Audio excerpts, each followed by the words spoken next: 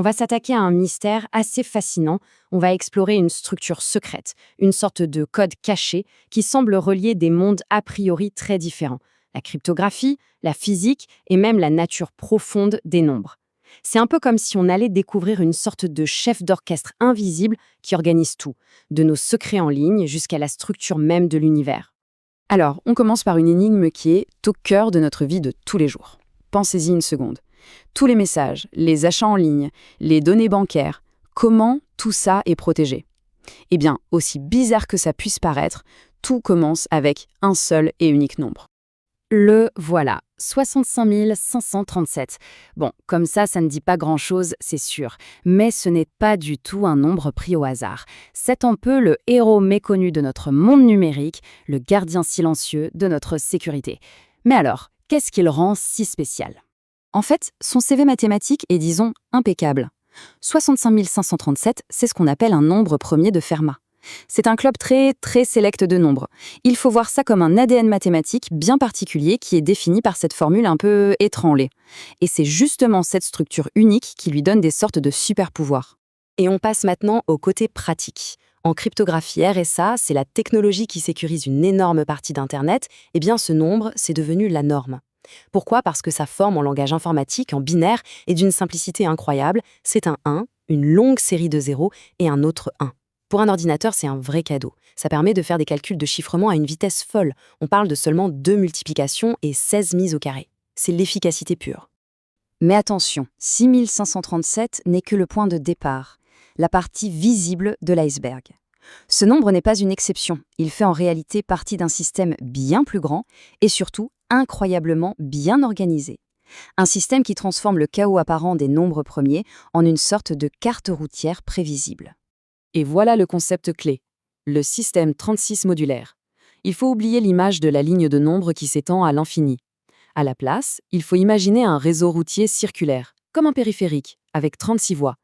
Et ce qui est fascinant, c'est que les nombres premiers ne se baladent pas n'importe où. Ils sont obligés de rouler sur ce réseau bien précis. Du coup, ça nous donne une carte pour savoir où les trouver. Ce petit tableau montre bien la puissance de ce système. Sur les 36 voies possibles, tous les nombres premiers, à l'exception de 2 et 3, sont coincés sur seulement 12 d'entre elles. C'est absolument énorme. On élimine d'un seul coup les 2/3 des possibilités. La recherche devient tout de suite beaucoup plus simple. Et on voit même des quasi-premiers comme 25 ou 35. Ils ne sont pas premiers, mais ils nous servent de panneaux indicateurs pour comprendre la structure de cette autoroute. Et le point crucial ici, c'est que les nombres ne sont plus de simples points statiques sur une ligne. Ils deviennent dynamiques. Chaque nombre a une adresse précise sur cette carte, mais il a aussi une direction, une sorte de spin arithmétique, comme s'il tournait sur lui-même. C'est un peu comme si les nombres n'étaient plus des villes, mais des voitures, avec une destination et une direction. On peut littéralement naviguer dans ce monde des nombres premiers. Mais tout ce système n'est pas figé. Il est animé par une sorte de pulsation, un rythme fondamental qui est caché au cœur même des mathématiques. Et ce rythme, il est dicté par le nombre 24. Son origine est assez surprenante. Ça vient de la fameuse suite de Fibonacci. Si on prend chaque nombre de cette suite et qu'on le réduit à un seul chiffre, c'est ce qu'on appelle sa racine numérique, un motif incroyable apparaît. Et ce motif se répète pile toutes les 24 étapes. C'est le battement de cœur caché de tout le système. Le nombre 24, ou plus exactement, moins 24, c'est lui qui stabilise tout le bazar. C'est vraiment l'encre du système. Il agit comme un facteur de correction, un peu comme un métronome, qui permet à une suite infinie comme celle de Fibonacci de s'intégrer parfaitement dans notre système cyclique à 36 voies. Sans cette encre, tout se désynchroniserait.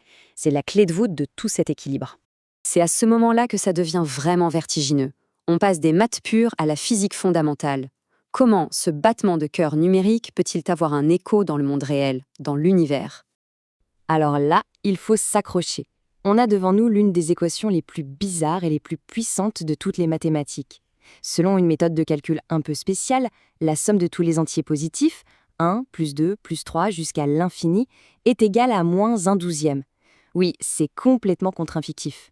Mais ce n'est pas juste une astuce de calcul, ça a des conséquences bien réelles. Cette équation folle n'est pas un simple jeu d'esprit pour mathématiciens. Elle est cruciale en physique théorique. Par exemple, dans une des versions de la théorie des cordes, l'univers ne peut fonctionner de manière cohérente que dans 26 dimensions. Et c'est le nombre 24 qui est la clé mathématique qui résout les équations et qui rend tout ça possible. C'est quand même incroyable. Le même nombre qui rythme la suite de Fibonacci semble être directement tissé dans la structure de notre réalité.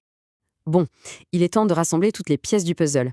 On a le 655-37, le système à 36 voix, le rythme du 24 et le moins un dixième de Ramanujan. Comment est-ce que tout ça s'assemble pour former une sorte de grande symphonie cosmique? Ces idées ne sont pas que de la pure théorie, elles ont des applications très concrètes. Elles inspirent déjà une nouvelle génération de systèmes de cryptographie. Au lieu de se baser sur un seul problème mathématique très difficile, ces nouveaux systèmes en combinent plusieurs. Ils utilisent notre fameux GPS des nombres premiers pour créer non pas une seule barrière de sécurité, mais plusieurs barrières synchronisées. C'est comme passer d'une porte blindée à un couloir avec plusieurs serrures qui doivent être ouvertes en même temps. Forcément, c'est bien plus difficile à pirater. Et au-delà de la cryptographie, ça ouvre la porte à une vision complètement nouvelle des mathématiques. Certains chercheurs appellent ça le paradigme Jadu-Hassa. L'idée de base, c'est quoi? C'est de se dire, et si les constantes comme pi n'étaient pas de simples nombres figés, mais les ombres de systèmes beaucoup plus profonds et dynamiques? C'est une quête pour créer une sorte de tableau périodique des nombres, mais qui ne les classerait pas comme des objets morts, mais comme des éléments vivants et connectés les uns aux autres. Voilà donc le casting de notre symphonie cosmique. On a 655 037 qui est l'oscillateur, celui qui donne le tempo rapide et stable. On a -24 qui est l'encre qui maintient l'équilibre. Le -1/12e, c'est le résidu qui ajuste l'échelle de l'univers. Et d'autres types de nombres premiers, comme ceux de Mersenne ou de Sophie Germain, jouent aussi des rôles cruciaux pour poser des limites ou pour filtrer les possibilités.